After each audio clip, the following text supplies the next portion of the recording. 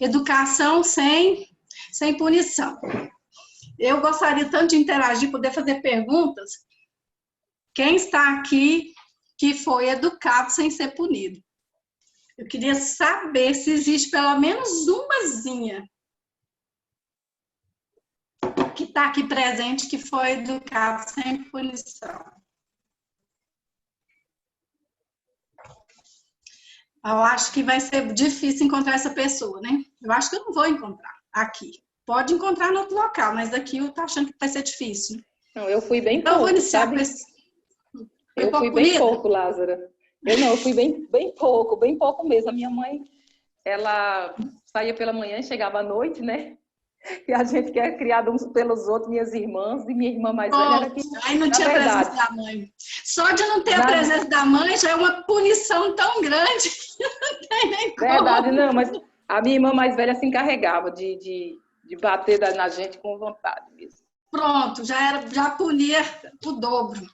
Claro. Então, eu quero introduzir aqui com esse texto, porque eu não sei viver sem os textos. Os textos me dão energia, me motivam, me animam. Mas, assim, eu preciso que vocês olhem esse texto aqui. Vou ter que tirar o rostinho de vocês para ler o texto. Fala assim, ó. O rei em seu trono não tem função mais elevada que a mãe. A mãe é a rainha do lar. Ela tem em seu poder o modelar o caráter dos filhos, para que estejam capacitados para a vida mais alta, imortal. Um anjo não desejaria a missão mais elevada, pois em fazendo sua obra, ela, a mãe, está realizando um serviço para Deus. Compreenda ela tão somente o elevado caráter de sua tarefa, e isto lhe inspirará coragem. Compreenda ela a dignidade de sua obra e tome toda a armadura de Deus para que possa resistir à tentação de conformar-se aos padrões do mundo. Sua obra é para o tempo e eternidade. Esse texto é um texto lindo, maravilhoso, mas é um texto assim que coloca muita responsabilidade nessa missão de mãe, que fala que é uma missão que é muito elevada, uma missão que um anjo não desejaria, de tão elevada que é. Então, somente uma mãe tem a capacidade de modelar o caráter dos filhos. Somente uma mãe. Nem um anjo não teria essa capacidade. E essa capacidade, ela foi dada por Deus. Deus é que deu essa capacidade e deixa disponível toda a armadura dele, para que venha auxiliar essa mãe nesse processo, que é um grande, grande, grande desafio, educar, fazer essa obra para o tempo e a eternidade. Eu fico maravilhada, empolgada com um texto desse. Então, vamos ver aqui. Meu slide está vencilhando, ele está... Isso, consegui. Então, nesse processo de educação, as mães, elas precisam o quê? De conhecimento. Além de todos os poderes celestiais, de tudo que é oferecido espiritualmente, nós precisamos o quê? De conhecimento. Não dá para exercer essa missão elevada sem conhecimento. Então, nós precisamos, enquanto mães, entender do desenvolvimento humano. Como que é o desenvolvimento humano desde quando a criança nasce ali, os primeiros passos. Então, existe o quê? Manuais. Hoje existe manuais para isso, disponíveis. Antigamente não tinha os manuais. Hoje tem A Criança em Desenvolvimento, Eduque com Carinho, são 2 livros, são 2 manuais recheados de orientações para que essa missão venha a ser executada com sabedoria. Então, a maioria dos pais ainda acredita que os filhos precisam sofrer dor para aprender. Ainda se acredita nessa frase.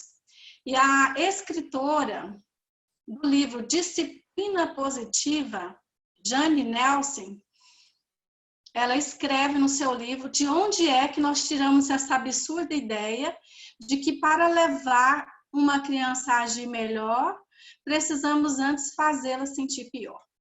Então, ela faz essa pergunta, esse questionamento, de onde que o ser humano tirou essa absurda ideia, que para se sentir bem, para se sentir feliz, melhor, tem que sentir primeiro, tem que fazer o pior. Primeiro tem que sentir dor. Então, por que que alguns pais têm mania de bater? Da onde surgiu isso? Em primeiro lugar, a criação que você recebeu. Se você foi criada com a punição, com o tapa, com o chinelo, com a vara, você vai reproduzir esse modelo, da maneira que você foi criada, esse modelo autoritário, desrespeitoso, você vai reproduzir ele, em menor ou maior intensidade, mas que você vai reproduzir, vai. Não tem jeito de não reproduzir. Você pode até esforçar e reproduzir com menos intensidade que os seus pais fizeram, mas que você vai reproduzir, vai. Então, alguns pais, algumas mães têm a mania de bater por conta, então, que está reproduzindo esse modelo aí. E porque acreditam que é a maneira certa de educar, não conhece outra maneira. É a maneira que conhece. Além de não conhecer outro método, outro jeito, não sabe agir de outra forma, quando pratica esse método, se culpa, se sente mal por estar fazendo esse método aí. Então, hoje, trazer algumas dicas para que esse método venha cair por terra e a gente venha, então, utilizar novos métodos modernos e eficazes. Então, continuando, alguns pais também batem nos filhos por estresse, então desconta tudo nos filhos, né? Não consegue controlar o estresse. E, na verdade, a punição, ela modifica o comportamento, ela elimina aquele comportamento indesejado. E é de imediato, aquele comportamento ele é extinguido, ele é extinto. Mas ela não resolve o que está por trás do comportamento. O problema real não é resolvido. Então, a punição, ela resolve, mas de uma maneira causando dor e também gerando muito medo. Mas não resolve o problema, a raiz em questão, né? Tem muitos pais que falam assim, ó, já falei 1000 vezes com esse menino e ele não me obedece. Então, esses pais que já pensaram essa frase, já falaram essa frase, são pais que tentaram somente uma coisa, só a explicação, a fala, o recurso da fala. Muitos pais só usam esse recurso. E esse recurso da fala, ele só vai dar resultado quando a criança for maior de idade, quando ela estiver lá acima de 12 anos, 11, conforme o desenvolvimento da criança. Mas se for uma criança menor, só o recurso da fala não vai explicar, não vai fazer essa criança entender. Então, de 0 a 6 anos, a criança, ela entende as explicações através do que ela vê, do que ela observa.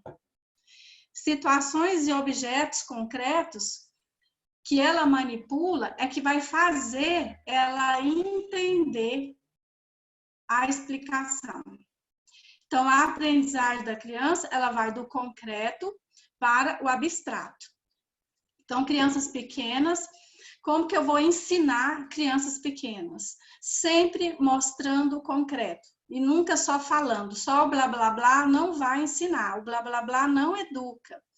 Porque muitos pais querem ensinar a criança igual ensina um adulto, quer falar com a criança igual se fala com o adulto, e espera um aprendizado da criança igual um aprendizado de um adulto. Espera de imediato, que se fala só uma vez e aquela criança já obedece. Então, dentro disso aqui, de 0 a 6 anos, a aprendizagem, a explicação só acontece no cérebro da criança através do que ele vê, do que ele observa, do que ele pega, do que ele toca, apenas com o concreto. Para explicar um pouco melhor esse conceito, eu trouxe aqui um exemplo que foi colocado recentemente nas redes sociais, no comportamento infantil de uma menininha chamada Marina. Esse acontecimento foi no 10 de agosto agora de 2020, recentemente. Então, é a menininha de 6 anos, que ela aprende pelo concreto. Ela disse à funcionária da casa, vem ver a surpresa maravilhosa que eu fiz no carro do meu pai. Agora, o carro dele vai ser o carro mais bonito do mundo. E eu vou mostrar para ele no Dia dos Pais. Então, ela preparou uma surpresa. E essa surpresa foi do jeito que ela entende, do jeito que ela pensa. Essa surpresa foi do jeito que ela entende as coisas. Essa surpresa foi de maneira concreta, foi de forma concreta. O que ela preparou para o pai? Ela riscou o carro do pai completamente. Não existia nem quase que espaço onde ela não tinha riscado, porque ela subiu no teto do carro, ela riscou nos vidros do carro, no retrovisor do carro, ela foi fazendo desenhos e homenagens, declarações de amor para o pai, e desenhou flores, e riscou completamente ali, para fazer a surpresa, né? E a mãe, então, gravou depois o vídeo, né, com ela, e saiu nas redes sociais isso aí. Ela estava fazendo uma declaração de amor, explicando para o pai, de forma concreta, o amor dela. E ela esperava que esse pai, então, ficasse feliz, né? O pai mais feliz do mundo. Então, qual foi a reação do pai? Quando olhei o carro, ele todo arranhado, deu aquele pico de raiva e a coloquei de castigo do quarto. Fiquei 1 hora parado na garagem, olhando a caminhonete, sem saber o que fazer. Não sabia se chorava ou se sentia raiva. Até que a esposa desceu e disse que a filha estava chorando e questionando por que o pai não havia gostado da surpresa dela. Depois o pai, Betinho, conversou com a Marina e disse que ele havia gostado da surpresa, mas explicou que o carro foi conquistado com muito trabalho. Ele disse que a deixou de castigo para entender que não se pode fazer isso. Então, vamos analisar aqui a reação do pai. O pai, em primeiro lugar aqui, conversou com a criança e disse que ele havia gostado da surpresa. Isso aqui é uma mentira, ele não gostou da surpresa, né? A intenção dela foi boa, a criança estava chorando, ele queria acalmar a criança, mas ele não gostou da surpresa, então foi uma mentira. A criança viu que ele não gostou pela reação dele, que ele não havia gostado. Então, agora, outro detalhe, explicou que o carro foi conquistado com muito trabalho. Esse explicou com palavras não vai fazer a criança entender. A criança não entende as palavras. Então, ele explicou com palavras, que foi muito caro, foi muito trabalhoso. Isso aí a criança ela não entende. Aparentemente, os pais pensam que houve uma compreensão, mas não, essa compreensão ela não existe. Então, depois ele coloca ela de castigo para ela entender que não pode fazer isso. Ela também não vai entender. Então, esse pai ele não soube conduzir essa situação, não soube conduzir esse problema, porque ele não tem o quê? Uma orientação. O castigo não vai fazer ela entender, ela vai ficar lá num quarto, lá, fazendo o quê? Ela não tem o cognitivo formado, a mente ainda não está formada completamente para ela entender a gravidade disso. Então, assim, não deu muito certo essa intervenção aqui do pai. A criança, o que ela pode interpretar várias coisas na mente dela, mas menos entender o que esse pai está querendo falar, porque esse pai está querendo só explicar com conversa. Então, eu trouxe esse exemplo, né, para vocês, para entendermos Isso aqui, a aprendizagem da criança, ela vai do concreto ao abstrato. Primeiro, a criança entende o que ela vê, o que ela pega, o que ela observa, para depois entender de forma mais adulta, assim como nós entendemos. E Ellen White traz no livro Orientação da Criança os desafios da primeira infância, né?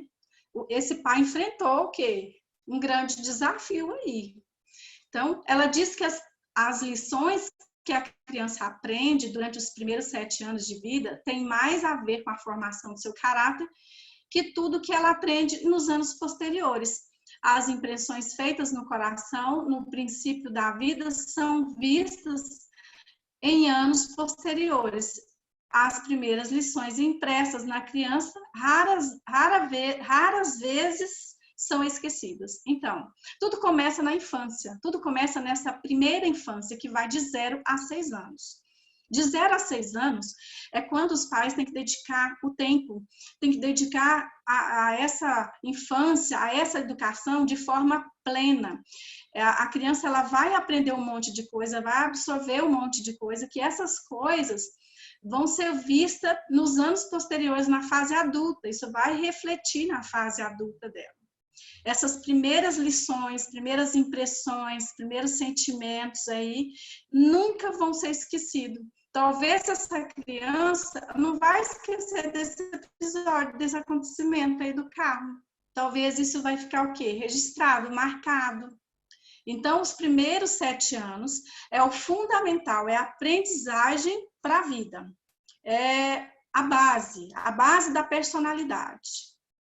Por isso que o conhecimento é importante, né? Eu trouxe aqui 3 autores, né? O livro O Cérebro da Criança, que explica como que o cérebro da criança funciona, que é completamente diferente do cérebro do adulto. O cérebro do adolescente também é diferente do cérebro do adulto. E tem aqui Disciplina Sem Drama, que é um livro de educação infantil, que fala sobre o desenvolvimento e comportamento dos filhos. E segundo, então, os especialistas, eles dizem que o cérebro, ele não nasce pronto, ele só vai finalizar após os 20 anos. Então, se o cérebro não nasce pronto, o cérebro da criança, ele está em constante desenvolvimento, não está pronto. Por isso que a criança não entende conforme os adultos entendem. O comportamento infantil, tem aqui um outro exemplo, né? Imagine você, mãe, chegar na sua sala e encontrar seu sofá todo rabiscado, né? Que para o homem seria a caminhonete, e para nós aqui seria o sofá, né? Que não vai existir nem um espacinho sem risco. O sofá ali novo, todo arriscado. Então, qual é a primeira reação? É ir lá e bater, punir, castigar, te retirar, né? Devido que essa falta de compreensão nossa de que a criança não está fazendo aquilo de propósito, ela está fazendo aquilo porque o cérebro realmente dela não está maduro e não existe uma compreensão plena. Então, aqui a criança, né, está desenhando na cadelinha, em vez de ser no sofá, riscou todinha, né? E isso para a criança aqui é uma coisa aqui que ela está fazendo aqui, natural, né? Aqui o outro exemplo, né? A tampa do vaso está riscada aí. São algumas artes aí das crianças modernas, né? Porque as crianças da nossa geração aqui, a gente não podia fazer essas artes não, porque era só a surra mesmo, apanhava bastante. Né? Esse aqui quebrou todos os ovos aqui, a brincadeira, tá brincando aqui. Então, a gente vê que não tem uma compreensão, não tem um intelecto formado, o intelecto do lado esquerdo do cérebro não está formado. Então, existe apenas o sentimento. A parte sentimental da criança é a que predomina. O lado direito do cérebro, o lado emocional, é o lado que domina o comportamento da criança. O outro lado, o outro hemisfério, está sendo formado bem devagarinho. Aqui eu trouxe um exercício de percepção para vocês refletirem, né? O que meus pais faziam para mim que eu gostava? O que meus pais faziam para mim que eu não gostava? Se vocês podem anotar esse exercício e fazer com calma depois em casa, que vocês vão ter grandes resultados e grandes percepções. O que que eu faço para os meus filhos que eles gostam? E o que que eu faço para os meus filhos que eles não gostam? Muitos pais têm dificuldade de responder, porque eles não sabem o que os filhos gostam, o que os filhos não gostam. Têm dificuldade de ir lá atrás, também pensar na infância. Mas esse exercício é muito bom e ativa muito a nossa percepção e nos auxilia muito na educação. Essa reflexão aí. O que mais me incomodava na minha mãe? Faça você esse exercício. O que mais te incomodava na sua mãe? Alguém respondeu assim: ela não ter tempo para mim, porque estava sempre fazendo os serviços da casa. Então, aqui a gente pode ter o quê? Diversas respostas, né?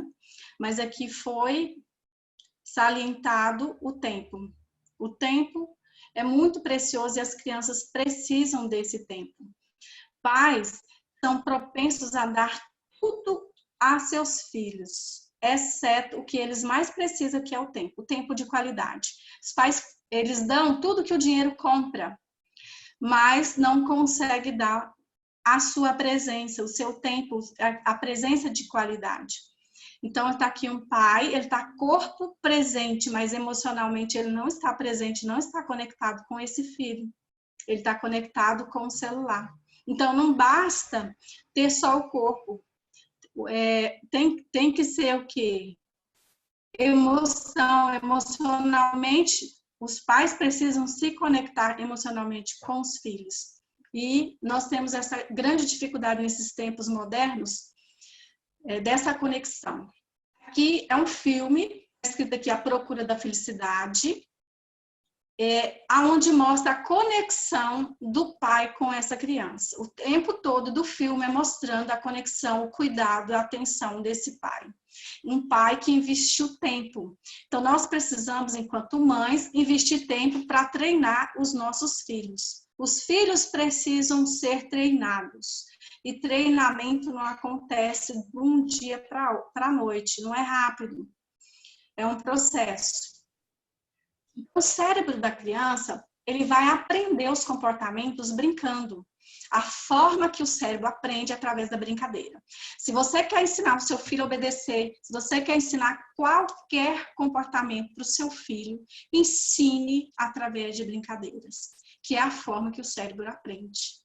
Então, tá aqui a criança, né, fazendo uma atividade sensorial, colocando as mãos aí na gelatina, né? Então, isso é muito importante desde bebê, incentivar, estimular a aprendizagem através das brincadeiras, através do brincar.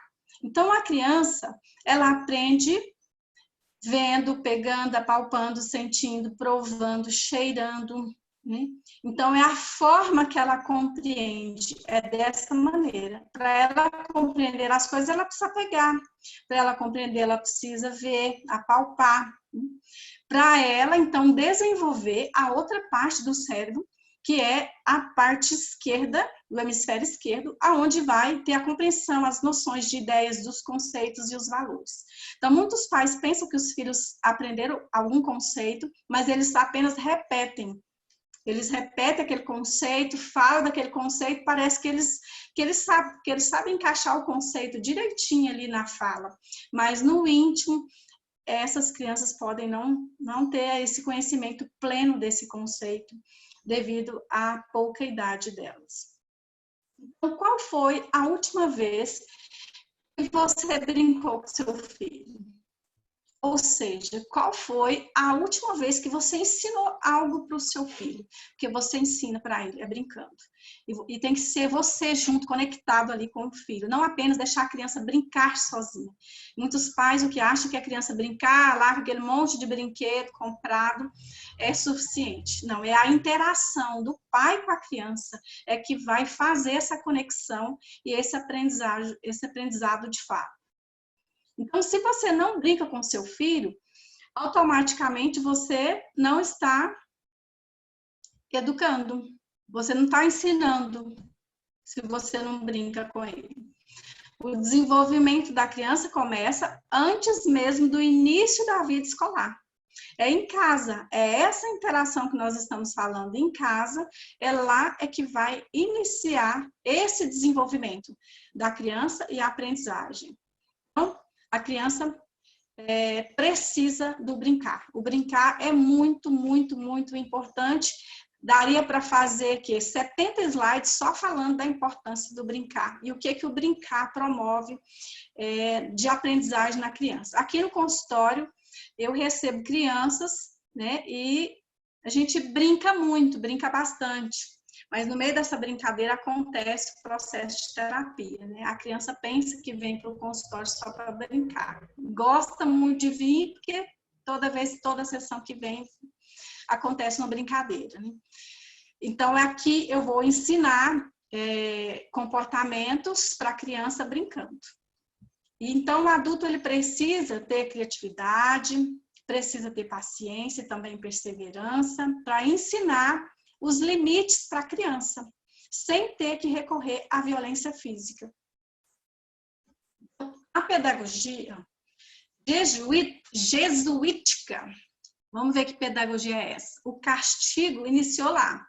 O castigo físico em crianças foi introduzido no Brasil, então, no século XVI, pelos padres jesuítas. A pedagogia jesuítica pregava abertamente a necessidade de punição corporal para bem educar as crianças.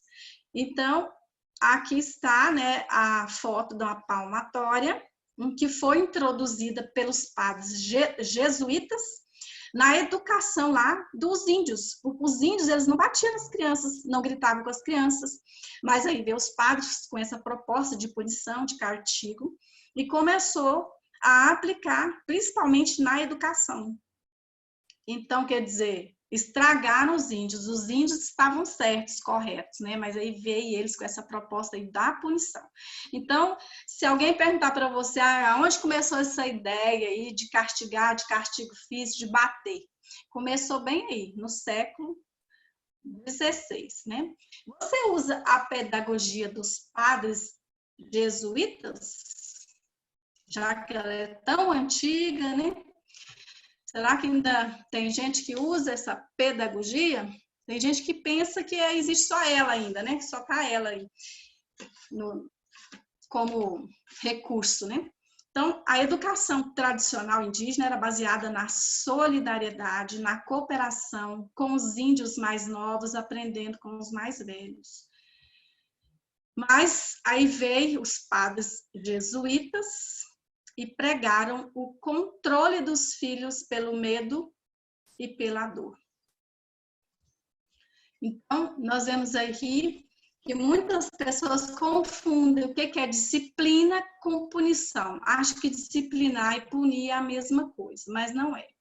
Então, a disciplina vem do latim, essa palavra, que significa ensinar ou aprender. Se o seu filho aprendeu, significa que você disciplinou. E disciplinar nossos filhos significa investir tempo para que possamos treinar o comportamento que queremos ensinar. Todo comportamento, ele é treinado. Às vezes, os pais, as mães, dão uma única vez, 2 vezes, na terceira, ele já acha que o filho já deveria ter aprendido. Então, às vezes, precisa de um pouco de tempo mais, ou muitas vezes a forma que o pai está fazendo não é a melhor forma, talvez ele está educando, falando só com a fala, né? Só com blá blá blá, só com a conversa, e talvez não seja, talvez seja esse o erro, né? Por isso que não está ensinando. Então, nossos filhos precisam ser treinados, e para isso, volta a palavrinha mágica, precisa de investir no tempo de qualidade. Então, você não tem que bater para ensinar, né? Isso já ficou bem claro. Eu quis colocar essa imagem dessa foto, porque tem uma mãe aí, né, batendo no bumbum da criança, né? Porque muitas pessoas falam que existe lugar certo de bater, que tem os locais do corpo. Então, tá aí o bumbum. Mas tem 2 crianças aí chorando, né? Provavelmente são os irmãos, né? Então, quando alguém da família, uma outra criança apanha e tem crianças observando, essas crianças, elas também são comprometidas emocionalmente falando. Elas pegam aquela dor, elas não estão sentindo a dor física, mas elas estão sentindo uma dor o quê? Emocional. Então, essas duas crianças da foto, elas estão sendo prejudicadas também, não é só quem está apanhando. Então, se você tem uma experiência dessa, que viu muito seu irmão apanhar, ou viu muito alguém sofrer e apanhar, e isso te traz danos, isso é considerado trauma, né? Te traz um dano psicológico, que na terapia a gente consegue te mostrar como que é esse dano aí, qual é a interferência disso aí. Então, violência física nas relações familiares, infelizmente, ainda acontece nos nossos dias. Eu tenho aqui 6 de janeiro de 2020, no início desse ano, uma reportagem de um abuso físico, né, onde o padrasto teria punido o garoto por ele ter chegado tarde em casa. O padrasto, então, foi preso, né, porque ele obrigou a criança a ficar 9 horas de joelho no milho. Então, eu sei que existem adultos que têm relatos na sua experiência de vida que ficou de joelho no milho, e esses mesmos adultos que passaram isso lá no passado, eles então reproduzem e fazem esse mesmo comportamento ainda até hoje, né? Até nos dias de hoje. Então, tem muitas pessoas que falam, olha, eu apanhei o quê? Isso aqui são relatos de pacientes meus que me falam que apanhou de diversas formas aí. Eu, então, pego essas surras e retiro o comprometimento que ficou no psiquismo, que ficou na mente desses adultos. A gente precisa retirar a dor que ficou de ter apanhado, né? Então, o quê? Pedaço de pau, cinto, vara, tá tudo escrito aí. Mangueira de borracha, correr de máquina de costura, de joelho na tampinha, tá vendo? Coloca a parte cortante da tampinha, bota o menininho ali de joelho, né? Então, isso aqui são métodos punitivos e tudo isso aqui traz dano emocional, tudo isso aqui traumatiza, né? Quando eu recebo um adulto, a primeira coisa que eu faço é limpar esses traumas aí, porque isso gera o que? Ansiedade no adulto, isso pode gerar depressão, isso pode gerar um monte de coisa, isso aqui pode gerar uma baixa autoestima no adulto. Uma lista de coisas que essas punições aqui geram no adulto. Então, uma das primeiras coisas que eu pergunto é as formas que foi punido, a intensidade, e faço uma listinha das surras que o adulto sofreu, para que a gente venha limpar isso do psiquismo aí. Então, Lázara. Oi. Lázara. Sim. Você precisa incluir aí. Meu pai não só batia, como mordia. Inclui aí. Ah, mordida. Boa, Sônia. Vou colocar. Um absurdo. Um absurdo. Já pensou o pai mordeu? Eu já vi uma criança mordendo outra criança, mas o pai é bem complexo isso aí, né? Então, aí, gente, uma coisa que eu quero ressaltar aqui é que muitos desses casos aqui, a criança tomava banho na salmoura, tá? Eles me relatam isso. Olha, depois minha mãe preparou uma salmoura, porque minhas costas ficou toda dolorida e ficou cheia de vergão. Então, tem muita gente do tempo da salmoura. Eu sei que tem muita gente ainda que é desse tempo que apanhou demais, gente. Então, isso aqui, ó, a pessoa que apanhou tá com a autoestima comprometida. Não tem como. Quando os pais batem, então, em seus filhos, normalmente eles buscam controlar alguma situação. Mas os adultos, nessa mesma situação, encontram-se completamente descontrolados. Então, a maioria dos pais, dos adultos que batem, estão descontrolados, estão carregados de emoção, principalmente de raiva, e muito pouco provável eles vão estar batendo sem nenhuma emoção, com emoção neutra. Muito pouco provável. Eu não sei história nem relato de nenhum pai que bateu sem estar com o descontrole na mão, sem estar com a emoção ativada ali nesse processo de bater. Então, os pais querendo controlar a situação, eles estão descontrolados. E antes, então, de pensar na educação da criança, é preciso pensar na autoeducação. Então, os pais querem muito educar a criança, controlar a criança, disciplinar a criança, mas eles não conseguem entender que eles é que precisam entrar no processo primeiro. Eles precisam dessa autoeducação para depois conseguir fazer isso com os filhos. Então, primeiro a gente precisa aceitar isso, né? Ter a humildade de aceitar isso, que nós precisamos da autoeducação. Você é o espelho dos seus filhos. E as crianças são o quê? As esponjas que absorvem tudo, tudo que vê, tudo que você fala, que você faz, ela está absorvendo tudo que está na sua casa, tudo que está acontecendo lá. Se os pais discutem, se os pais brigam, ela é esponja, não precisa falar nada, ela percebe tudo, capta tudo. Então, os pais, as mães, precisam cuidar muito no que fala e no que faz, porque a criança, ela está absorvendo tudo. É esponja mesmo. Essa disciplina, a disciplina positiva, ela propõe que as mães façam uma pausa positiva, né? Ela precisa fazer essa pausa positiva para se regular, para conseguir educar. Sem essa pausa, ela não tem como. Sem essa pausa, ela vai ficar o quê? Carregada, né? De emoção, de raiva, descontrolada e não vai conseguir fazer. Então, aqui, aprendamos o autocontrole e a autorregulação. É a proposta da disciplina positiva. Autocontrole e autorregulação para depois você controlar e querer ajudar seu filho. Primeiro, você precisa ser ajudada, se ajudar, para depois ajudar seu filho. Então, sair de cena. Você vai avisar as pessoas envolvidas ali, quem está envolvido, que você está irritado, que você precisa se acalmar, porque você, enquanto mãe, precisa ser o exemplo. E aí você vai fazer essa pausa positiva, indo até um lugar especial aonde você vai se acalmar. Então, a mãe precisa ter esse lugar especial aonde ela vai fazer essa pausa positiva. E ela vai e fala para a criança que naquele momento ela está irritada, que ela não está podendo falar e que ela precisa se acalmar. E aí, então, ela faz isso como exemplo. Ela tem esse lugar para se acalmar.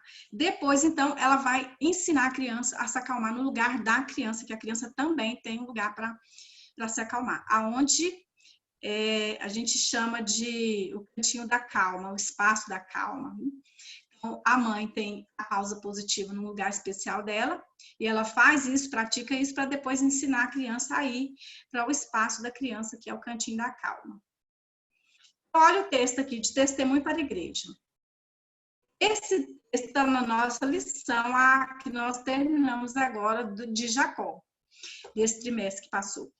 Vi que poucos pais compreendem sua responsabilidade. Eles não aprenderam a controlar-se. Olha a palavra aprender. Então, é aprendizagem. Tem que aprender, não adianta. A gente não sabe se não aprender. Até que essa lição seja aprendida, farão uma obra deficiente no governo dos filhos. Perfeito autocontrole cativará a família. Então, podem ensinar os filhos o domínio próprio. A mãe só consegue ensinar o domínio próprio se ela tiver o domínio próprio. Então, aqui é atitude, é comportamento. Eu só vou ensinar um bom comportamento para o meu filho se eu tenho um bom comportamento. Então, é aprendizagem. Esse texto, ele vem embasando o que a psicologia positiva propõe, que é esse espaço aí, esse lugar de se acalmar, de autorregulação. E aí, então, essa mãe que se autorregulou, que aprendeu, agora vai criar um recurso para sua criança se acalmar, para resolver aqui os seus pequenos conflitos, seus probleminhas de criança, né? E aí ela vai dizer, né? Você gostaria de ir para o cantinho da calma ou você prefere escrever seu problema para que falemos depois do jantar? Ela vai dar duas opções para a criança escolher. Ela não vai mandar, ela não vai ser impositiva, ela não vai impor quando a criança não está bem. Ela vai lá para o seu cantinho da calma. Ela não vai dar esse tipo de comando. ela vai dar uma disciplina firme, mas ela vai dar uma disciplina gentil, com gentileza. É isso que a disciplina positiva propõe. Firmeza junto com gentileza.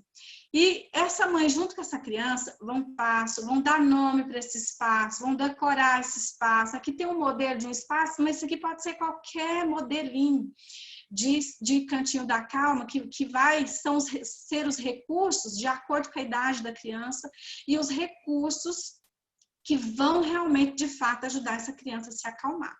Ali pode estar o potinho da calma, pode ter um livrinho, se a criança gosta de ler, e pode ter ali almofadas, pode ter uma cama, pode ter um sofá, uma poltrona, diversos objetos aí pode ter nesse lugar. Então, tem aqui um outro cantinho aqui, que foi feito em forma de barraca. E esse aqui usou a caixa, que eu coloquei aqui como exemplo, que também pode ser. Né? Colocou almofada lá dentro, fez estilo uma casinha, né? Esse é o cantinho da calma, onde a criança vai o quê? Regular suas emoções, ela vai se acalmar. E esse recurso aqui é um recurso poderoso, utilizado na terapia MDR, que é um recurso que eu utilizo com adultos e com crianças durante o processo de terapia, tanto online quanto presencial. O abraço de borboleta é nesse formato, né, em que dobra-se aqui, cruza, né, os braços e vai fazendo uma estimulação, então, bilateral, né, estimulando, batendo uma mão, depois outra mão, batendo uma mão, depois a outra mão. Então, fazendo essa estimulação bem devagar, essa estimulação do abraço de borboleta, isso vai acalmar a criança que pode estar sentindo o quê? Ansiedade, que pode estar nervosa, que pode estar com raiva, que pode estar triste. Isso aqui é um exercício de autorregulação para adulto e para criança. E o adulto, para ensinar esse recurso, ele precisa fazer com a criança a borboleta, usando o rolinho do papel higiênico e decorando da forma que desejar. Aqui foi utilizado o botão, mas pode usar qualquer outra forma de decorar, com adesivos, né? Então, essa mãe vai fazer o recurso e depois ensinar o abraço de borboleta. Ah, Lázara, mas eu não posso já ensinar o abraço de borboleta aqui diretamente, sem ter que fazer esse recursinho aí do artesanato? Não pode, porque a criança aprende brincando, a criança aprende pelo concreto. Viu aí por que as mães precisam de doar e dedicar tempo?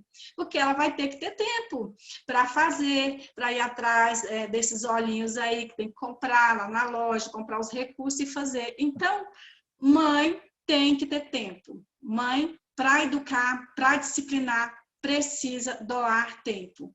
Tem que entrar isso na mente, que essas coisas aí que a gente pensa que não vai dar certo, mas é o que vai dar certo, é isso aí. São esses recursos lúdicos aí. Então, a gente vai ensinar para a criança também um outro recurso para se acalmar, para se regular, é a respiração diafragmática. Mas vai ter que fazer o quê? No concreto. Mostra ali a velhinha, né, junto com a mãe ali dando a supervisão, e a criança vai o quê? Aprender a respirar. Cheirando a flor e assoprando a vela bem devagar.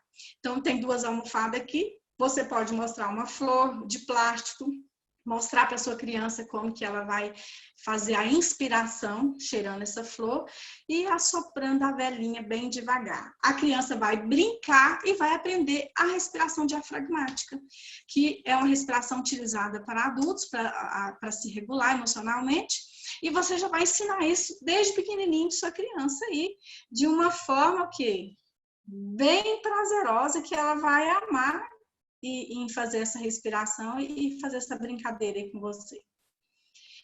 Então, gente, o quê? Quem me dera ter esse conhecimento antes, né? Esse conhecimento dessas autorregulações que estou passando para vocês aqui, para aplicar o quê? Nos meus filhos, que estão tudo grandão hoje, né? Então, quem me dera se eu tivesse o quê? Esses manejos, esses recursos que hoje são diversos, né? E hoje a gente tem o quê? Muito mais recursos. Hoje a gente tem aqui o recurso para o adulto também. No caso aqui, a psicoterapia MDR, que é a abordagem que eu trabalho, que esse abraço de borboleta é um recurso dessa terapia. Essa técnica, ela pode ser utilizada também com nós adultos, né? Por exemplo, se o adulto acha que ele não vai conseguir fazer nada disso aqui de técnica de respiração, de ensinar abraço de borboleta, de fazer cabaninha, de cantinho da calma, se ele acha que ele não vai conseguir se acalmar, nem nessa pausa positiva aqui, nada disso aqui você acha que ele não vai dar conta de fazer, ainda tem um recurso a mais para esse adulto fazer. E, no caso, é na psicoterapia MDR. Muitos adultos apanharam bastante, tiveram muitos comprometimentos na infância, não conseguem praticar esses recursos, porque eles acabam perdendo a calma e acabam não conseguindo, de fato. Então, o que esse adulto precisa fazer?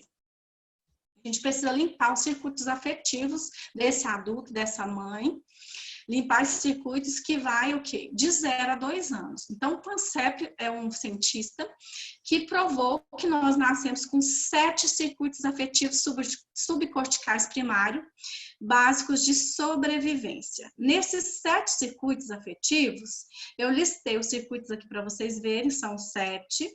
Medo, raiva, busca e procura, cuidado, pânico, separação, luxúria e brincar. Não vou me aprofundar nesses aí, não. Vou falar só um pouquinho do busca e procura depois. Mas esses 7 circuitos afetivos são emoções que nós já nascemos com ela. O medo. Você não aprende a ter medo depois que nasce. Você já nasce com esse circuito dentro da sua mente, lá no subcortical do seu cérebro. Você já nasce com essa emoção disponível para você, que é o medo. A raiva, você já nasce com a raiva também. Você não aprende a ter raiva depois que nasceu. Então, esses 7 circuitos são básicos, são primários e nascemos com eles. O que a gente faz com esses circuitos? O adulto, aquela mãe que não conseguiu de jeito nenhum fazer nenhum recurso lá atrás, essa mãe vai limpar esses circuitos aí, que lá atrás, enquanto ela era criança, na infância dela, foi desregulado, aconteceu uma desregulação lá, nesses sentimentos aí. Ou essa mãe se inunda com facilidade quando ela tá com medo, com raiva, as emoções dela é intensa e ela se inunda com facilidade, ela se desregula. Ou essa mãe, às vezes, não inunda tanto, mas ela poda o circuito. E aí ela não tem acesso a muitos sentimentos. Sabe aquela pessoa que parece que não está sentindo nada por fora, mas por dentro tá? Então, ela pode ter desenvolvido a alexithymia, que é a incapacidade ou dificuldade excessiva para descrever e verbalizar os próprios sentimentos, sensações e emoções. Tem pessoas que não falam assim, olha, Lázara, eu não consigo chorar. Eu não dou conta de chorar.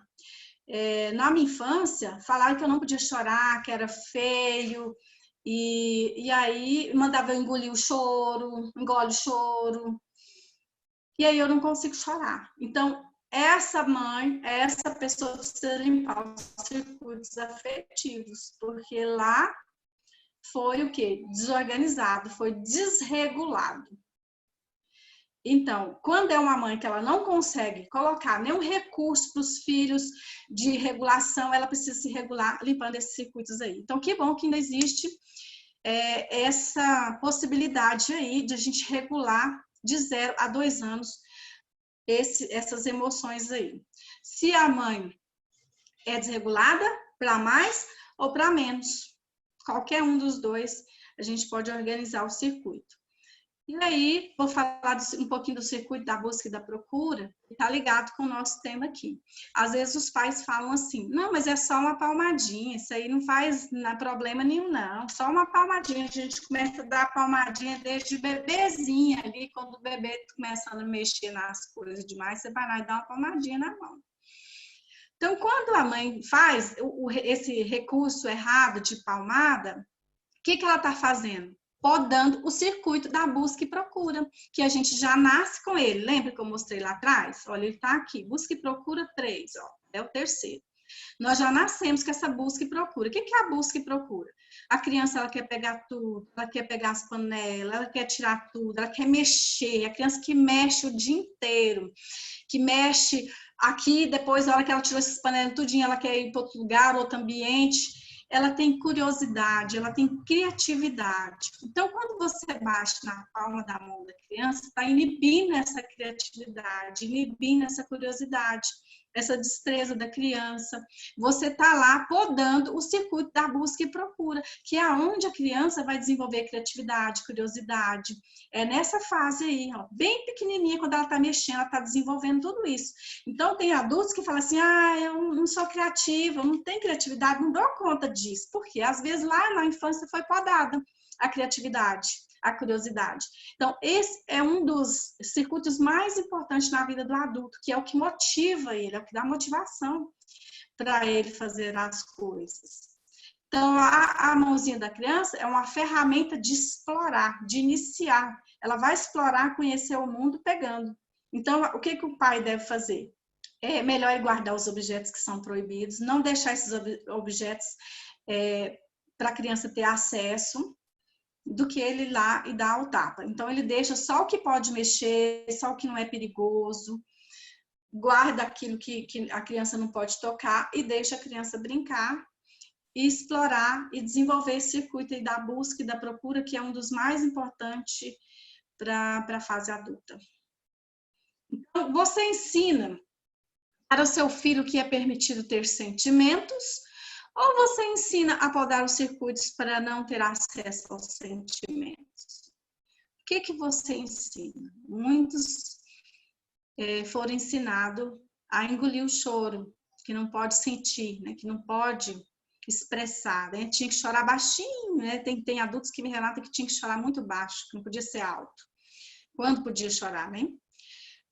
E muitos, então, foram podados de expressar os sentimentos. Aí, hoje, tem muita dificuldade de expressar os sentimentos, de conversar de sentimento na vida adulta, de falar sobre isso com o esposo. Tudo por conta do quê? Da infância.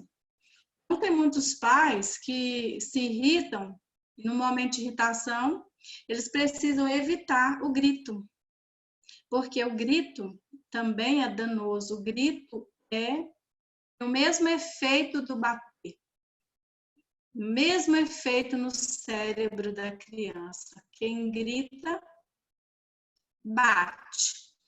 Então, tem um estudo que foi realizado com 1.000 famílias com crianças de 1 a 2 anos. E os pesquisadores perceberam que as crianças que conviviam com os pais que recorriam aos gritos para educá-las, desenvolviam lá na infância sintomas depressivos e problemas de comportamento. Então, o preço que as famílias vão pagar é lá na frente. Começa na infância. Qualquer adolescente que está ali com alguma dificuldade, algum problema, não começou na adolescência, foi lá na infância. Então, esse estudo comprovou isso, esse dano que o grito, que o falar alto, né, faz no cérebro da criança. Então, quando a mãe grita, o medo é ativado no cérebro, e os processos de aprendizagem é bloqueado. Aquilo que ela está falando, aquilo que está explicando, aquilo que ela está transmitindo, ele não aprendeu nada, porque é bloqueado pelo grito. Então, o cérebro recebe, então, sinal de que está em perigo, que ele está em ameaça, que está inseguro, e a criança não aprende nadinha com o grito. A punição, a gente viu aí, não ensina um novo comportamento. O que a punição faz? Ela inibe o mau comportamento, ao mesmo tempo em que gera humilhação, revolta, raiva, manipulação, medo. Vai gerando um monte de sentimentos e emoções aí no cérebro de quem é punido, né? Crianças, né? Então, a punição pode deixar o quê? Sequelas emocionais que vão influenciar no resto das suas vidas. Vão influenciar na fase adulta. Então, a maioria dos adultos que fazem tratamento psicológico, a gente vai lá na infância, vamos fazer a reparação, arrumar essas sequelas emocionais aí. Então, aqui um relato. Eu apanhei, mas não aprendi. Eu não entendi porque não podia fazer tal coisa. sabia que se eu fizesse eu apanhava. Então, não existia uma aprendizagem. A criança não sabe por que ela não pode fazer, ninguém explicou. Ninguém explicava nada, só batia. Tem relatos de pessoas que apanharam dormindo. A criança está dormindo, vai o adulto lá e bate, a criança dormindo. Tem vários relatos assim. Então, o punir gera uma desconexão com os pais. A criança fica completamente desconectada emocionalmente com esses pais. Esse castigo, essa punição, interfere no vínculo pais e filhos. E a confiança nesse pai e nessa mãe é perdida, né? Os filhos não conseguem contar nada para essa mãe. Se algo sério acontecer, a mãe vai ser a última a saber, né? Porque esse filho não confia, porque tudo ele tem medo de apanhar. Então, os pais que deveriam ser vistos como pessoas que dão segurança aos seus filhos, acabam por se tornar aqueles em que eles possuem mais medo de confiar. Então, um vínculo forte, ele deve ser embasado no sentimento de amor, de respeito e não de punição, porque punição gera desconexão. O cérebro dos pequenos é o quê? Dá curto. O que é esses curtos aí? As birras, né? É uma das áreas que não nasce pronta. É a parte superior da massa cinzenta, o neocórtex. Então, como o cérebro da criança não está pronto, não está maduro, não está desenvolvido, a criança dá esses curtos aí, esses ataques de birra aí, esses piti. Então, a criança, o quê? Que estava boazinha, obedientinha, tranquila, calminha, de repente começa a se bater, berrar, te passar vergonha no supermercado, no shopping, nos lugares que você tiver aí, em reuniões, se jogar no chão, né? Atirar o objeto que está na mão e dar esse ataque de birra. Aí você fala, esse menino está com mãe, vai lá e bate mais no menino aí, estraga mais no menino aí. Né? Então, isso faz parte do cérebro dessa criança que ainda não está pronto. Né? Então, a partir de 1 ano e meio até 4 anos, é normal, é esperado o comportamento da criança da birra. Então, o bater ele ajuda. Agora nós vamos ver quanto bater ajuda em si. Bater ajuda do seguinte, quando batemos, ensinamos que o castigo físico é um modo correto de exprimir sentimentos e solucionar problemas. Então, qualquer problema que acontece, vamos solucionar batendo. É isso que a criança aprende. E ela vai bater também. Ela aprende a bater com quem bateu nela. Ela vai aprender agressividade, delinquência, comportamento desafiador. Então, o bater ensina que alguém maior pode bater em alguém menor. Que um irmão maior, ele pode e ele está autorizado a bater no irmãozinho menor. E lá na escola, pode usar de violência contra uma criança menor. Então, o bater ensina a bater. E bater também ajuda o seu filho a ter medo de você. Recebo várias crianças no consultório, né, em que na atividade a gente pede a criança para fazer um pedido mágico, né? 3 pedidos eu peço. Se ela tivesse como ser atendida ali, 3 pedidos mágicos. Um deles é que a mãe não venha bater, que o pai não venha bater. Um deles está ali entre os 3. Né? Então, a criança tem medo da mãe, medo do pai, não confia. E aí a criança desenha para mim ali esse medo, aí ela faz um desenho dela chorando e eu peço para ela medir o medo. Quanto ela tem medo da mãe? De 0 a 10. Criança circula lá para mim o número, me mostra o número 9. Eu tenho muito medo. Aí você depois, na devolutiva com os pais, você vai conversar com a mãe, explicar a mãe, orientar. A mãe fala, mas por que ela tem medo? Por que ela tem medo? Por que ela tem medo? A mãe não tem resposta, ela não sabe por que a criança dela tem medo dela. Por conta do bater. Aí a gente tem que orientar e mostrar essa mãe e também fazer com que essa mãe não se sinta culpada, que tem conserto para tudo na terapia. A gente pode resolver e eliminar os danos que essa punição causou. Então, o bater vai gerar o quê? Vergonha. Sabe adulto muito vergonhoso, se você é um adulto muito vergonhosa, muito tímida, vamos investigar lá atrás o que aconteceu, né? Então, bater gera vergonha, né? Sentimento de humilhação, né? Gera ansiedade, criança que rói a unha, né? Criança ansiosa. Hoje não é só adulto que tem ansiedade, não. E criança novinha aí já está ansiosa, né? Ansiedade o quê? Na caixa da ansiedade está medo, insegurança, humilhação, né? Tá tudo aí nessa caixa. Gera raiva, né? A criança ela vai arquivando a raiva, o cérebro vai registrando, né? E vai ter um arquivo, uma caixinha só da raiva, só registrando a raiva aí. Baixo desempenho escolar. Criança que apanha, ela vai ter esse baixo desempenho escolar. Então, para ter ajuda. Seu filho a ter baixa autoestima, né? A criança começa a se sentir inferior, né? Que ninguém gosta dela, né? Que os pais não gostam, que a mãe não gosta. Ela não se sente amada, não acredita que tem valor, não acredita que é capaz. Isso vai minando a autoestima, isso vai sendo o quê? De forma invisível. Você, mãe, não está vendo o que está acontecendo, mas isso está acontecendo na mente da criança. Então, a autoestima do seu filho vai sendo minada nesse processo de punição aí. Muitos pais fazem pela criança o que a criança consegue fazer sozinha, né? Essa criança que dá a foto consegue.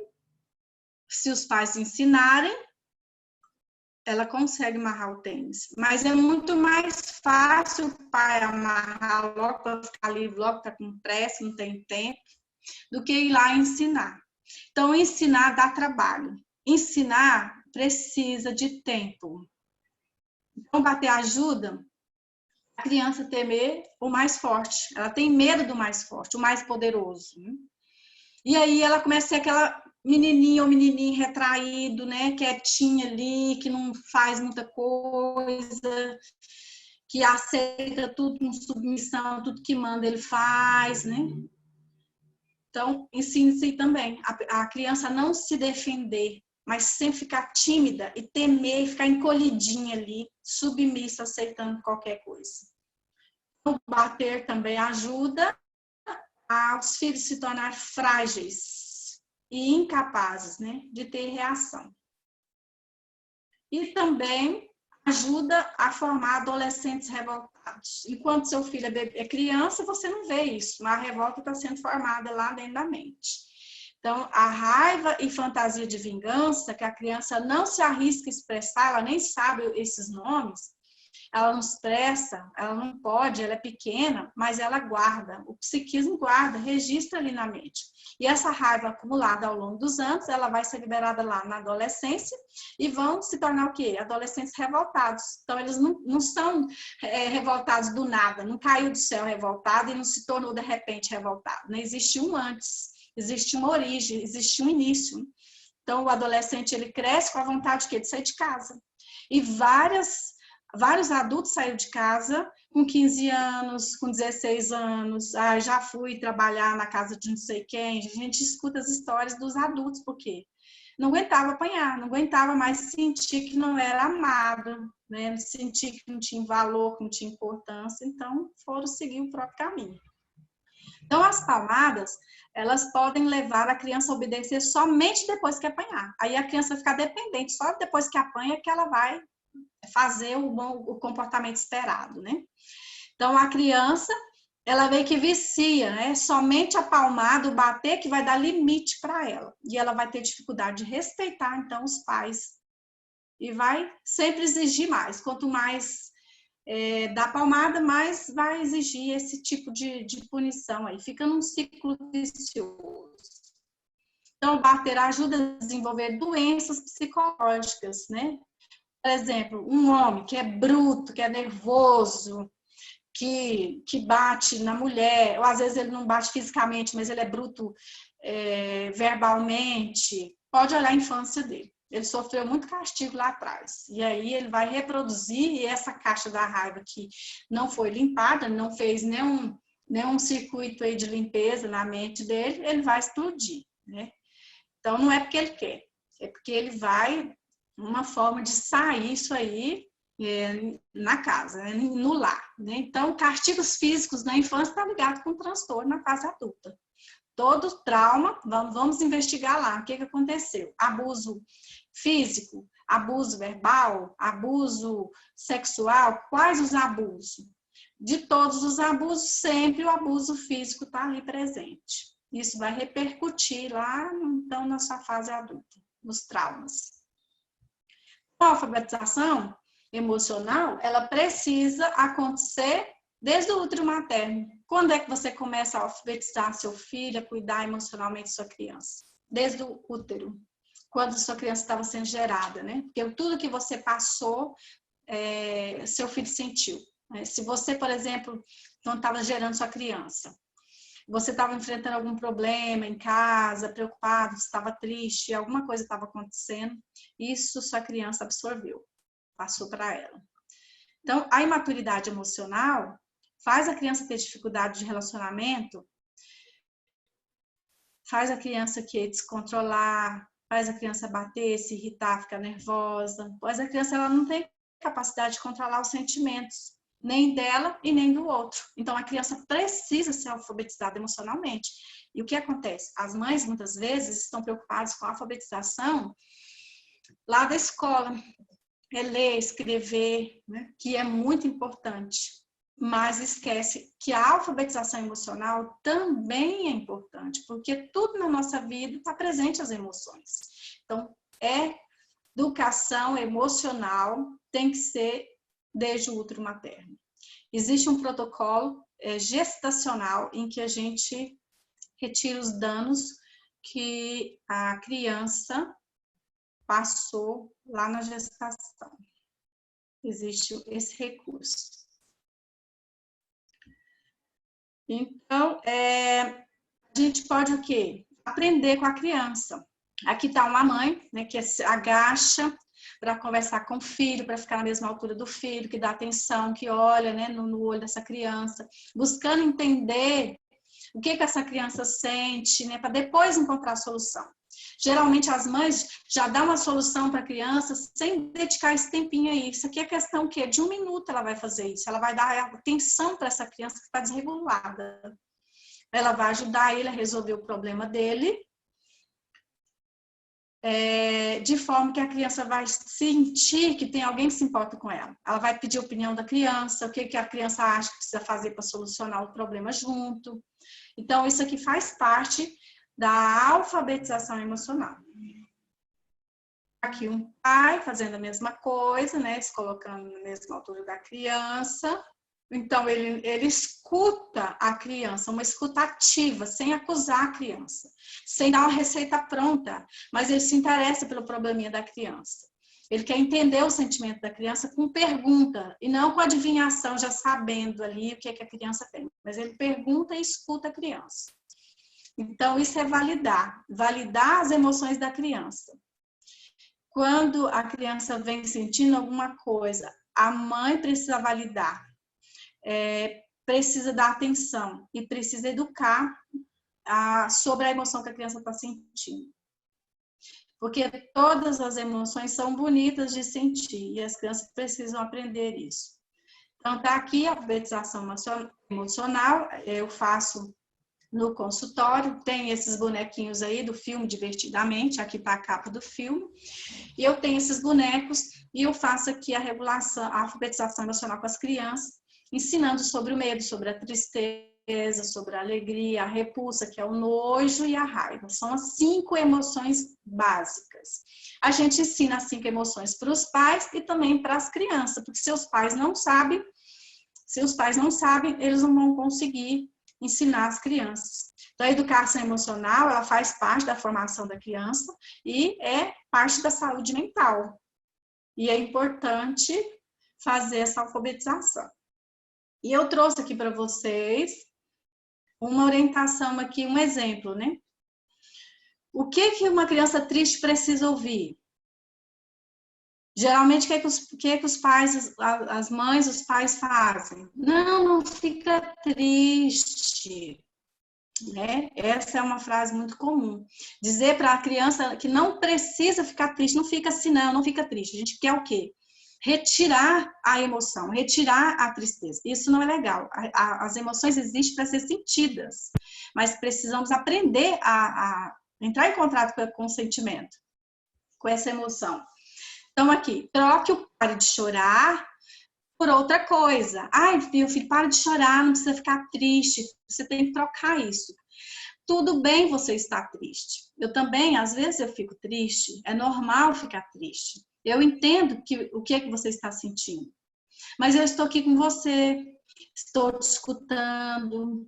Sei que isso é difícil para você, mas você quer me contar o que aconteceu? Então, isso é validar o sentimento da criança. Porque a criança está relacionada com perdas. A criança perdeu alguma coisa que é significativo para ela. Às vezes, alguém quebrou o brinquedo dela. Isso para você que é adulto, você não está nem aí. Mas para ela é um problema enorme e ela fica triste com aquilo. E se você não dá importância para isso, você não dá o seu tempo para isso, você ignora isso, a sua criança vai lidando com essas emoções, com esses sentimentos de qualquer jeito, vai lidando com isso sozinha. Então, você precisa ajudar ela, orientar essa criança. Então, eu trouxe só o exemplo da tristeza. O que você faz? Ah, não, trouxe também aqui do medo, né? O que se faz quando a criança tem medo? Como que você vai validar a emoção do medo, né? Vou ler só um aqui, porque o tempo já está avançado. Você vai dizer para ela que você pode me contar os seus medos a hora que você quiser, né? Todas as pessoas sentem medo, o medo é bom, o medo é importante, nós precisamos do medo para nos defender, eu vou te ajudar a enfrentar isso, você não vai enfrentar esse medo sozinha, nós vamos reduzir o seu medo, que está um medão grande, vamos fazer ele ficar um medinho pequenininho. Quanto que você sente de medo de tal coisa? De 0 a 10, a criança mede o medo e você vai dizer para ela que você vai ajudar ela a fazer aquele medão ficar um medinho e você vai ensinar ela sobre o medo, você vai educar, alfabetizar sobre o medo. A mesma coisa você vai fazer na raiva, né? Que todo mundo tem raiva, que a raiva é importante, você tem que entender sobre essa emoção. A gente tem que entender sobre a raiva, o que a energia da raiva faz na nossa vida, por que ela é importante. Então, aí você vai educar a sua criança, mas você vai dizer que ela precisa se acalmar, para depois vocês conversarem. Porque quando a criança está com raiva e nervosa, não adianta você falar nada, o cérebro dela não aprende, não existe aprendizagem.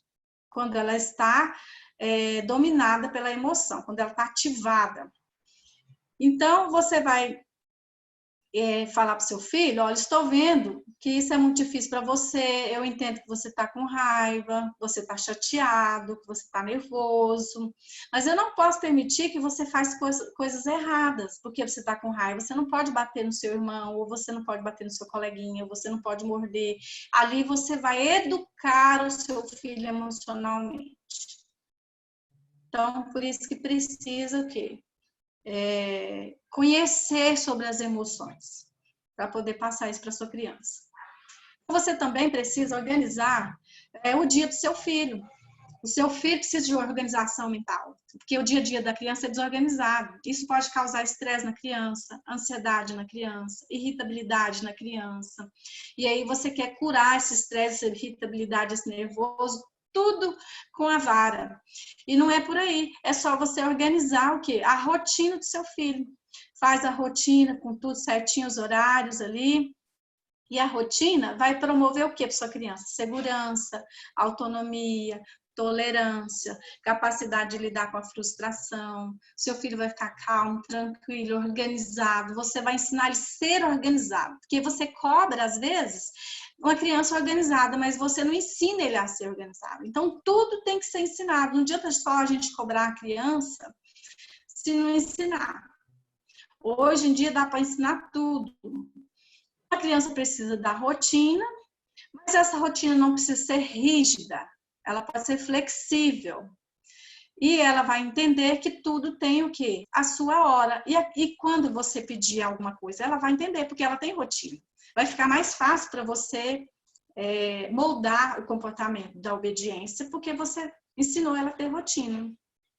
E as crianças menores vão ensinar a relação do tempo e do espaço. Sabe aquela criança que fica muito tempo tomando banho, gastando água, lá um tempão? Você já falou, mas só falou. Falou e não ensinou. Então, tem que ter outros meios, outros métodos, outros recursos para ensinar a criança a relação do tempo com o espaço. Aí você vai lá, pega lá uma... como que é o nome? Ampulheta, né, do tempo, mostra lá o tempo, vai ensinando brincando, marca o tempo para ele tomar o banho. Então, você vai ensinar o quê? Seu filho tomar um banho mais rápido, sem enrolar, sem gastar água, ele não vai entender, porque não pode gastar água, porque tá caro, ele não entende isso. Você pode explicar isso que ele não vai entender. Você vai entender isso vai explicar isso de forma divertida, de forma brincando com a sua criança. Então, e tem a rotina, nessa rotina você vai fazer um quadro, colocar ali na parede, uma ilustração, gravuras, fazer todo um procedimento, um quadro de rotina, vai colocar as tarefas domésticas, as tarefas de higiene, as tarefas escolares, o tempo que ele tem para brincar e o tempo de tela para as crianças maiores, porque a tela está sendo um estrago na vida das crianças. A tela está viciando as nossas crianças, né? Está causando grandes prejuízos. Aqui eu não coloquei nada sobre esse assunto de telas, mas eu já quero adiantar que se você tem um neto, ou se você tem uma criança que tem de 2 anos para baixo, é 0 tela. 0 tablet, 0 televisão, 0 computador, 0 celular. Mas ele não pode nem pegar nem um minutinho, porque ele é tão pequenininho, ele já sabe fazer assim lá no celular, rolar assim, olhar. Não, 0 é 0. Vai ter um prejuízo enorme se a criança estiver usando tela abaixo de 2 anos de idade. E quem tem 3, eu também não arrisco. Pode dar até um câncer no cérebro, que tem radiação, radioatividade, né? Vai viciar sua criança, vai fazer um estrago terrível. Não é esse o tema, mas assim, já estou adiantando. Né? Então, se a criança maior, vai ser feita a rotina, colocar o tempo de tudo. O tempo da tarefa, o tempo de brincar, o tempo de tela, organizar o dia da criança. Vai ser uma criança organizada e vai ser uma criança que é obediente. Somente a rotina já vai mudar completamente o comportamento das crianças. Isso aqui é a diferença entre elogiar e encorajar. Né? Muitos pais acham que elogia o filho, que está aí, assim, se cansa de elogiar e não tem um bom comportamento usando o elogio. Por quê? Nós devemos usar mais o encorajamento do que o elogio. O elogio é externo, vem de fora, vem dos outros. Ai, mamãe, estou orgulhosa de você, estou muito feliz por isso, eu gostei disso. Então, o menininho vai querer fazer só para agradar a mãe, né? Um elogio que vem externo, de fora, vai viciar essa criança em fazer para agradar o pai e a mãe. Já o encorajamento, não. Ele é interno. Ele produz comportamento de dentro para fora. Ele foca na pessoa que faz a ação. Foca na criança que fez o esforço de se comportar bem, né? Então, ele não depende da opinião externa para confiar e acreditar em si mesmo. Vai ser uma criança segura, que acredita nela, que tem autoestima. Então, você se esforçou bastante, você merece. Então, a mãe foca não é no resultado, mas é no esforço da criança. Uma criança tentou, ficou lá um tempão tentando ali colocar um cadastro, mas não conseguiu. Mas ela vai encorajar, ela vai focar no esforço, não no resultado. O resultado não foi positivo, não conseguiu, mas é validado. Essa criança é validada da mesma forma, ela é encorajada. Então, você deve estar orgulhoso de si mesmo. Como você se sente a respeito disso? A mãe conversa, né? Nossa, como você se sente? Você conseguiu, você foi capaz. Você encontrou a solução sozinho, olha que bonito, você conseguiu sozinho. Então, isso é encorajar. Então, as crianças, elas precisam de mais encorajamento e bem pouco elogio. E os pais sabem elogiar, mas não sabem encorajar. Então, isso também é um manejo da disciplina positiva.